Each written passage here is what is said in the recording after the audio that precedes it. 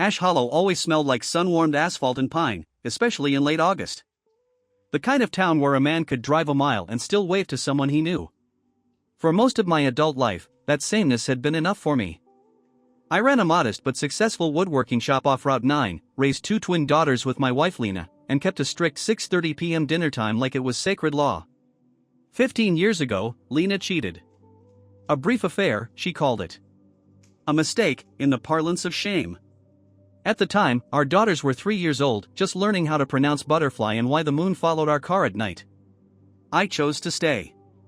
Not out of forgiveness exactly, but for them. For bedtime stories. For first days of school.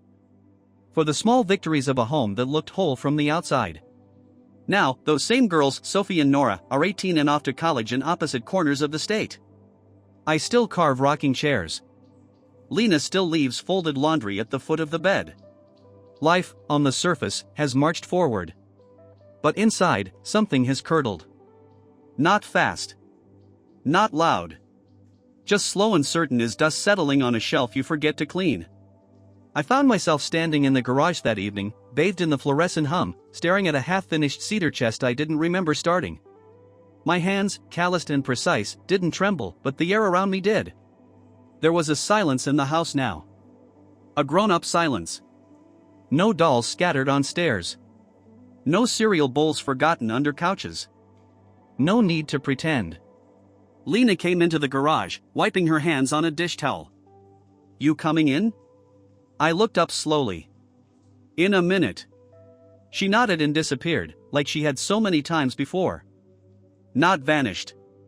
Just slipped out of the moment, as if she never fully entered it in the first place. And I wondered, for the first time in years, what it might feel like to not be married anymore. Not in a bitter, vengeful way. Just in a quiet, hollowed-out kind of wonder. Like a man standing at the end of a dock staring into fog, trying to remember where the shoreline used to be. There was nothing particularly wrong that night. No fight. No passive-aggressive tiff. Just dinner. A rerun of some cooking show. Lena reading her book while I pretended to care about the steak I overcooked. But when we lay in bed later, our legs never touched. And that, more than anything, marked the beginning of an end I postponed for 15 years. And so, beneath that stillness, the storm began to stir. It all started with a cup. One morning, I went downstairs and saw Lena drinking from a cup I didn't recognize. It was blue, with a small chip on the rim and a faded logo of some resort in Santa Fe. It wasn't one of our regular cups.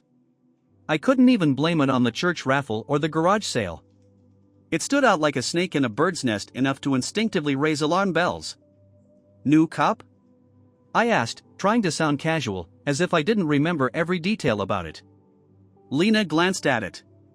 "Oh, yes. I must have picked it up at work. I left it in the break room, I think." She took a sip and didn't look up. It was nothing. Like a song stuck in your head, even though you swear you've never been to that place. Later that day, I tried not to think about it. People accumulate things. Objects migrate. God knows what our garage looked like, a refuge for forgotten tools and bent holiday decorations. But this cup, it touched something deeper. Something hidden. And that night, I dreamed of the ocean. It wasn't surprising, considering I hadn't been to the coast since my honeymoon. The next week, Lena forgot our anniversary. She remembered 2 days later, bringing home a gas card and a slice of cheesecake from Kroger. She said she'd been swamped at work. She said the girls being away had thrown her off her game. I laughed it off. Told her not to worry about it. But to myself, I filed it away in my catalog. Marked it red in the invisible ledger where I record things that don't make sense. My therapist always said, if you're looking for something, you'll find it. But damn it, sometimes you're not looking. Sometimes it comes to you, smelling like your wife's perfume. I tried to focus on work, on finishing the chest in the garage. But my thoughts kept wandering, filling the void with old fears. I started noticing little things. Lena was humming songs I didn't recognize. She suddenly started taking long showers before work. Her phone was always face down. And then there was the note. I was cleaning up in the workshop when I found it tucked into a lunchbox. Just a piece of paper, folded in quarters. It had my name written on it in handwriting I didn't recognize. Willie, thanks for the cedar trimmings. Thanks to you, the whole project smells like heaven. You're always so helpful. M. None of my employees had a name starting with M. I asked around. No one had left it. No one claimed it. That evening, I mentioned it to Lena. She smiled, a little too quickly. Maybe it's one of the college students. You said you donated some wood, right? Yeah, maybe. But I hadn't donated any. Not since spring.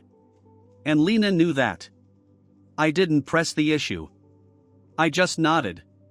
Later, after she went to bed, I sat in the backyard with a bottle of Miller Lite and looked up at the stars. It was one of those quiet nights when the sky seems a little too close, as if it might fall and crush you with the weight of all the things you don't want to know. Have you ever tried to read a woman's eyes when she's telling a half-truth? It's like trying to read a contract through a foggy windshield. You see the small print, but you can't make out what it says. And that's when I started measuring the space between what she said and what she meant. In my mind, I was placing beams of doubt on the rafters of our history. And let me tell you, if I had charged for every square foot of emotional isolation I built, I would be richer than when I sold rocking chairs. And then, out of nowhere, my eldest daughter Sophie called. She said she missed home. She said she missed my pancakes. It broke me. I stood there clutching the phone, her voice crackling in the receiver, and for a moment I saw her as a 5-year-old with pigtails and syrup on her chin, laughing at my terrible dad jokes. And I realized I stayed for that laughter. For the syrup. For the small, beautiful illusions we build out of duty and hope. And maybe that's the hardest part. Not the betrayal. Not the lies. But the realization that I held on to memories more than I held on to the woman who helped create them. The following Saturday, I decided to drive north, nothing fancy, just a few hours behind the wheel with the windows down and a podcast about shipwrecks playing on the radio. Sometimes, when I needed clarity, I liked to visit the sawmills north of Ash Hollow. The smell of freshly cut wood and diesel fuel, the clatter of old men measuring boards, it all calmed me down. It reminded me of who I was before I got married and before compromise became a daily routine. At a warehouse near Maple Glen, I ran into Dale, a retired contractor who had helped me rebuild my porch after it was destroyed by a storm in 2009. He looked me over like a man assessing a wall that was starting to sag. "Everything okay, Will? You look like you're carrying more than the truck can handle." I laughed. A dry laugh. "Yeah. I guess the old beams are sagging under the roof." We talked a little, nothing deep, just about wood, warped beams, and city inspectors who thought they knew better. But there was something comforting about it. People like Dale didn't care if your wife still kissed you like it mattered. They just wanted to know how you were doing in life. On my way home, I drove past a small motel by the road. You know the kind, a dim neon sign, a parking lot filled with trucks with toolboxes. A place for traveling salesmen and people hiding from something. And there, in front of room 12, was Lena's car. At first, I thought maybe I was mistaken. Maybe she had lent it to someone. Maybe it had broken down. But I drove into the parking lot anyway, instinct taking over. I sat there for a minute, my heart pounding in my chest as if it wanted to burst out. Then the door opened. A man got out. Tall, thin, about 40, wearing a plaid shirt and jeans. I didn't recognize him. He didn't look back. He didn't look guilty. He just stretched like someone waking up from a nap and headed for the soda machine as if he'd done it 100 times before. A minute later, Lena appeared. Her hair was loose. She was wearing a wrinkled sweater. She was looking at her phone. They didn't touch each other. They didn't kiss. But I knew. I knew by the tilt of her chin, by the softness of her gait. You can't study a woman for over 20 years and not notice the slightest signs of betrayal. I didn't go out. I didn't yell. I didn't argue. I just drove out of the parking lot and drove until the tank was half empty. Because if I had walked up to that door, I wouldn't have known who I would have come back as. When I got home, Lena was already there. She had washed her hair. She was heating up dinner in the oven. She greeted me as usual and kissed me on the cheek. I responded in kind because I didn't know what else to do. At the table, she said, "You were gone a long time." I had a lot to do, I replied. I needed some fresh air. She nodded without pressing the matter. But I saw just for a moment her fork freeze in midair and her eyes search for mine. She knew. Or at least she suspected. Later that evening, as we lay in bed, she turned away and I stared at the ceiling. I whispered, "Don't you ever think it's too quiet in the house?" She was silent for too long. Then she said, "Sometimes." I didn't sleep. I lay there rehearsing conversations I hadn't yet decided to have. What do you say when the same person has broken your heart twice? Worse, what do you say when you're not even sure it matters anymore? I got up around 3 a.m., poured myself some bourbon, and stood by the window watching a possum crawl along the fence. It looked confused, as if it had forgotten why it was there. I felt the same way. There's a kind of grief that doesn't scream. It just sits inside you. Like an old dog that doesn't want to leave the porch.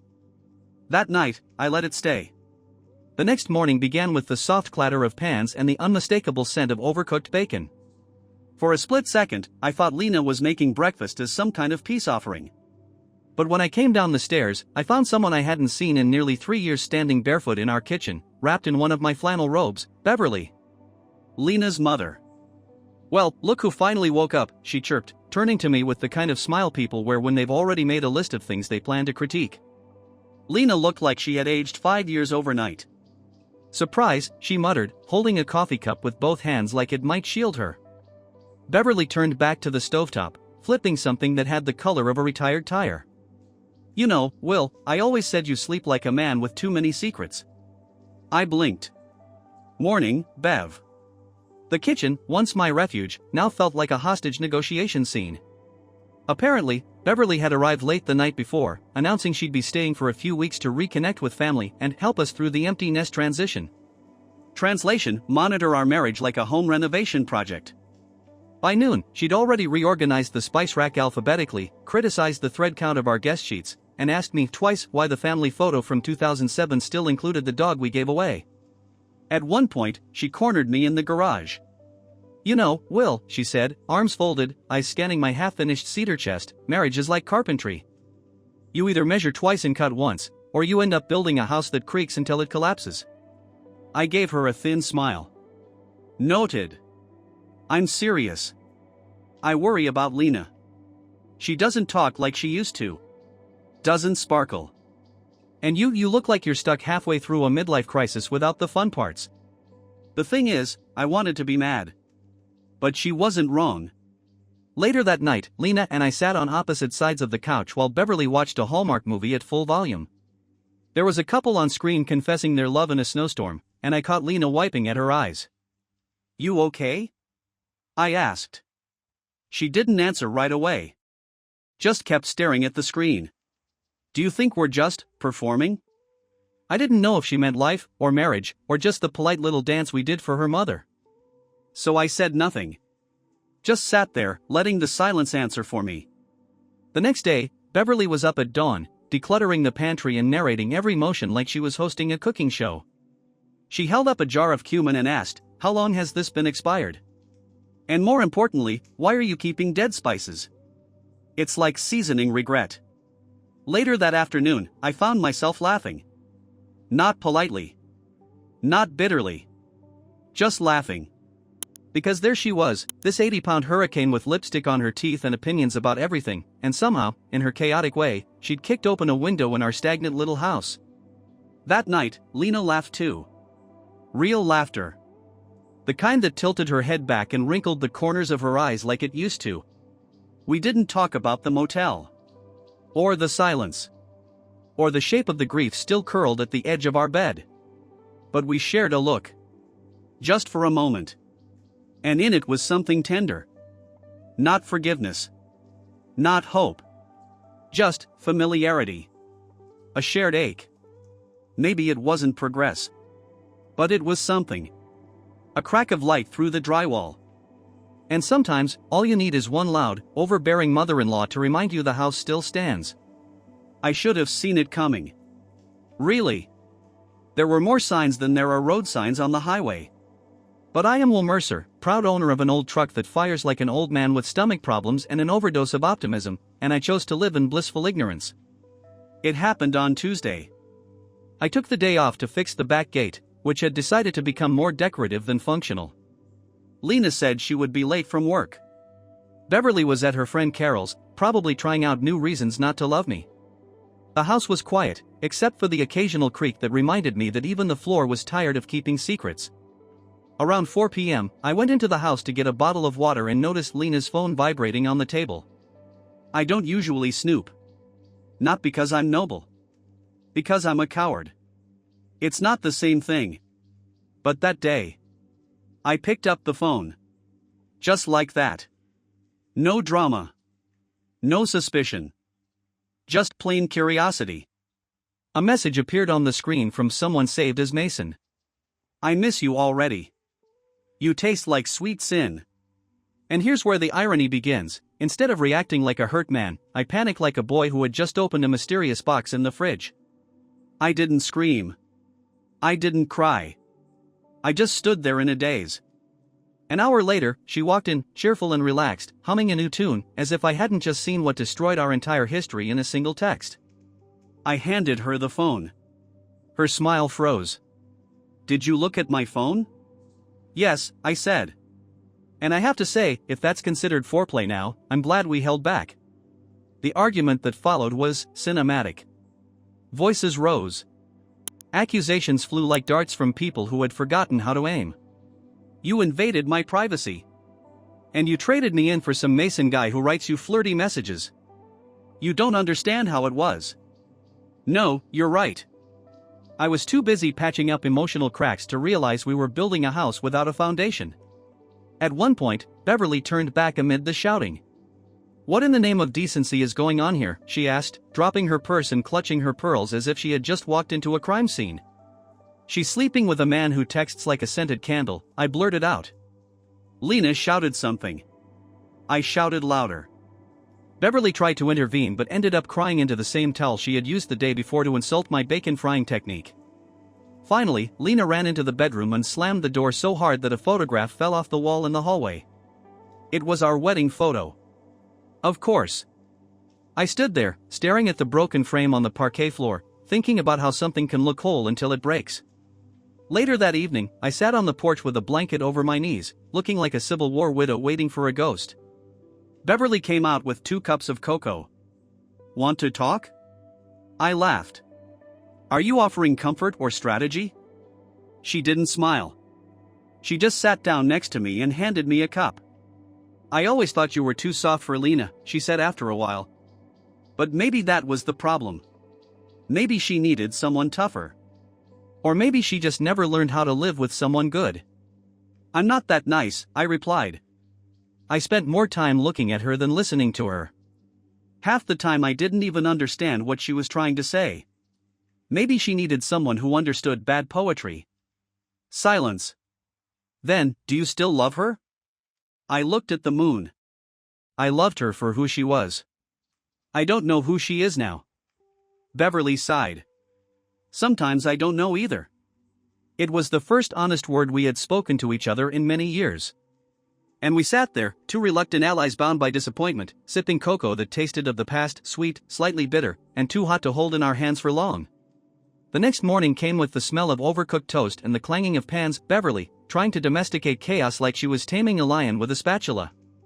I walked into the kitchen like a man returning to a crime scene, nodding at Beverly, who was wearing a tracksuit like she was training for the Olympics of passive aggression.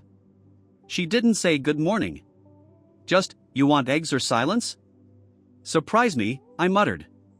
Lena came downstairs a few minutes later, in that awkward halfway point where you're not sure if you're supposed to be angry or just very caffeinated. We sat at the table with the grace of a hostage negotiation. I slept on it, she said flatly. Oh good. I hope the mattress didn't sag under the weight of infidelity, I replied, slicing my eggs with the same finesse I'd used dismantling a bomb. Jesus, Will. What? I'm not yelling. This is growth. This is post-yell sarcasm. Chapter 2 in the Grief Manual. Beverly sat between us like a referee who knew both boxers were about to bite. You still want to be married? Lena asked. I looked up. I want to not feel like a supporting character in my own house. That's not an answer. Neither was Mason, but here we are. And here's the thing, her eyes didn't flinch. They were hollow, like someone had swapped out the woman I married with an understudy who couldn't remember the lines. After breakfast, Beverly cornered me in the garage. "I know you're angry," she said. "But you're also not blameless. You retreat into your work like a monk with a buzzsaw." "Work listens better than people," I said. "You keep treating Lena like she's a storm to weather instead of a person to meet halfway." I looked at her, half wanting to laugh, half wanting to scream. "Do you ever hear yourself? You give advice like fortune cookies written by emotionally repressed Marines." She grinned. "I'll take that as a compliment." That afternoon, I got a text from Sophie. "Heard something's up. Nora says Mom's acting weird. You okay?" I stared at it for a while, thumb hovering. Finally, I typed. "I'm fine. Just navigating the Bermuda Triangle of adulthood, betrayal, and breakfast casseroles." She replied with a heart and a gif of a dog falling off a couch. "And God help me," I laughed. Later that evening, something unexpected happened. Lena knocked on the garage door. She never knocked. "I made dinner," she said. "Don't get excited, it's just spaghetti." We sat in silence. Ate in silence. Until she said, "Do you remember our third date? The one where I got food poisoning from the seafood place and you pretended to like Jell-O?" "That's the one." She smiled. And for the first time in weeks, I saw her. Not the stranger. Not the liar. Just Lena. The woman who held my hand in the ER while I dry heaved and swore off shellfish forever. "Things got away from us," she whispered. "Yeah," I said. Like two people in a canoe, paddling in opposite directions. We didn't sink. We just spun in place until the water got tired of holding us up. We both chuckled. Light. Honest. Beverly walked in at the worst moment, holding a tray of cookies like she was barging in with dessert and judgment. "Oh, thank God," she said. "I thought I'd have to fake a stroke to get you two to talk." Lena and I laughed.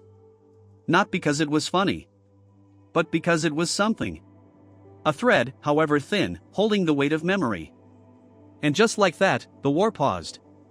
Not ended. Not forgotten. But paused. With spaghetti, sarcasm, and cookies. Tomorrow, things would get messy again. There'd be choices. Ultimatums. And maybe more truths I wasn't ready to hear.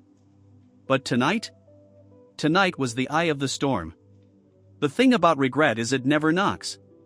It just barges in, sits on your chest, and asks you to explain your life's biggest mistakes using sock puppets and a whiteboard.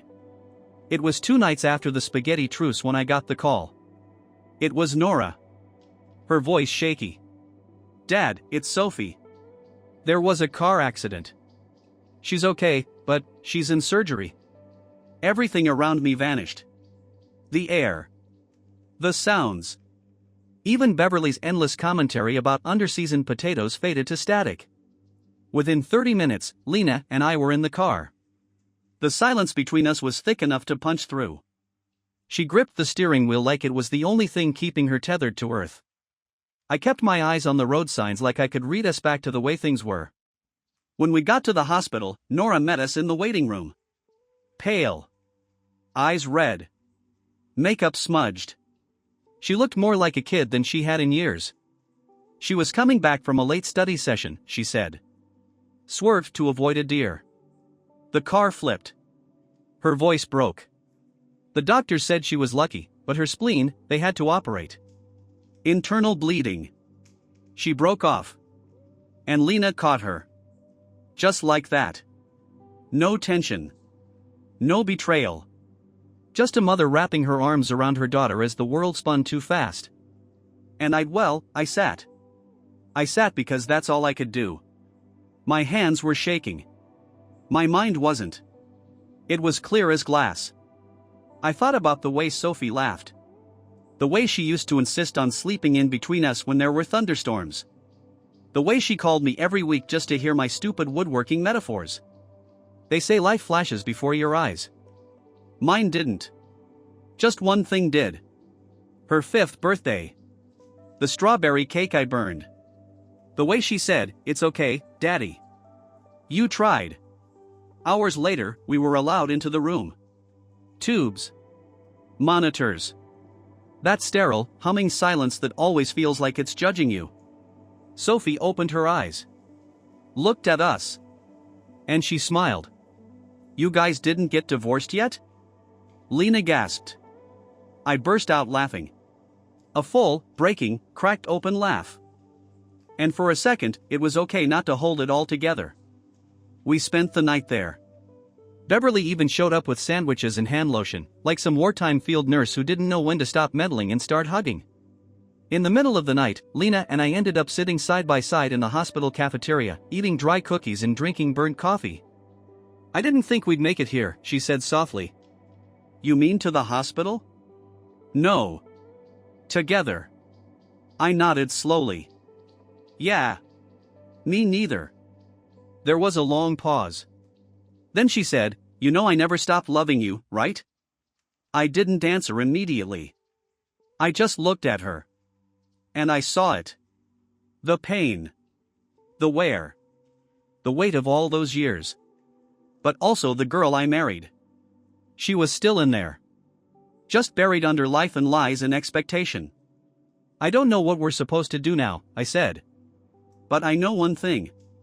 "What's that?" "We can't keep pretending we're okay just because it's easier than starting over." Lena looked down, twisting the ring on her finger.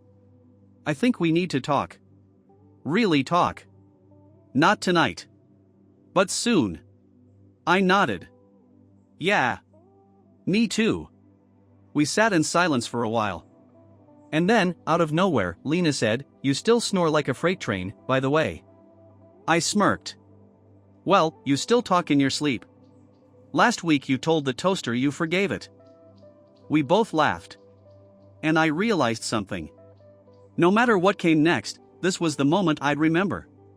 Not the betrayal. Not the silence. But this, two broken people sharing terrible cookies in a too bright cafeteria, tethered by love, regret, and the fragile thread of possibility. We weren't whole. But maybe we weren't done either.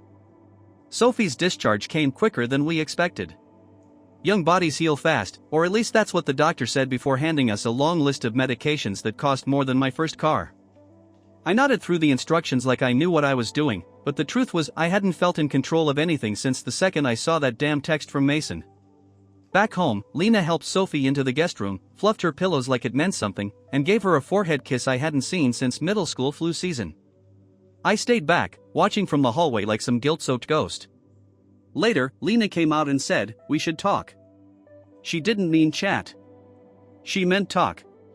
Capital T. The kind that changes everything or breaks it clean in half.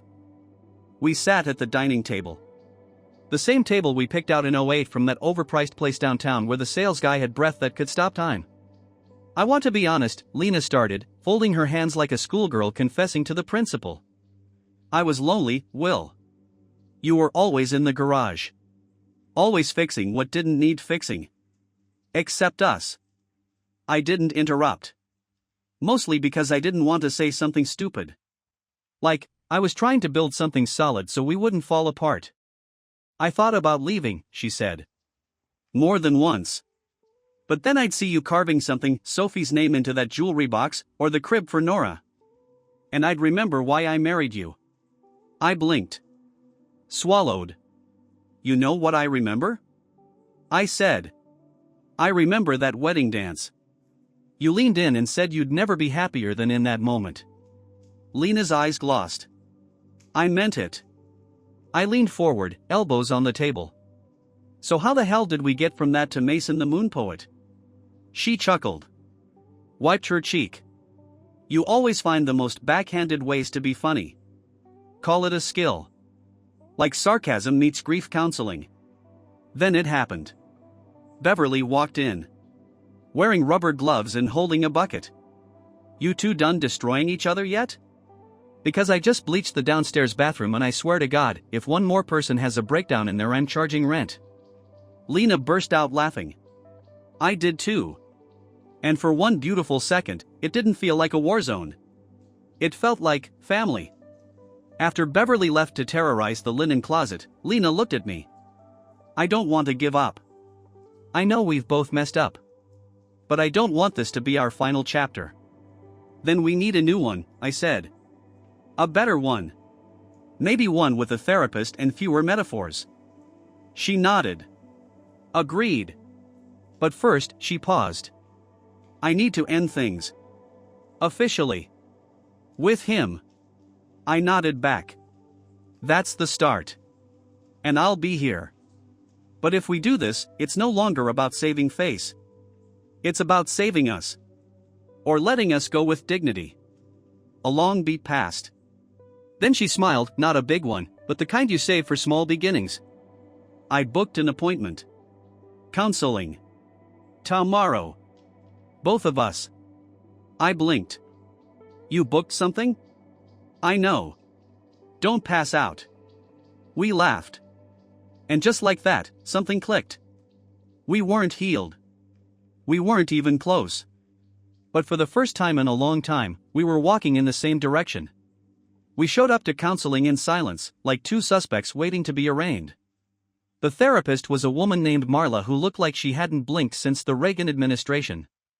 Calm, observant, clipboard balanced on her knee like a gavel. She asked simple questions. We gave complicated answers. By the end of the session, I felt like we'd ripped out drywall and discovered black mold and raccoons living in the marriage. Driving home, Lena stared out the window. Do you think we're too late? I didn't answer right away. Not because I didn't know, but because I did. And it hurt.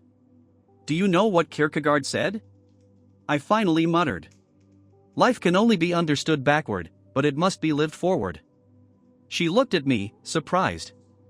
You quoting philosophers now? I'm a man full of regrets. Eventually, we all reach for the big thinkers. When we got home, Beverly was waiting. She had cleaned the fridge, alphabetized the condiments, and left a lemon tart on the counter like a peace treaty. I took a slice, sat in the backyard, and stared at the cedar tree Sophie used to climb. That was the thing. I used to think I stayed for the kids. But I think now I stayed for that tree. That sense of rootedness. Of pretending permanence existed. The truth? I had my own sins. I never cheated, but I checked out. Buried myself in the garage, in sanding, in fixing chairs no one sat in anymore. There's a quote by Carl Jung, people will do anything, no matter how absurd, to avoid facing their own soul. That was me. Mr. Avoidance.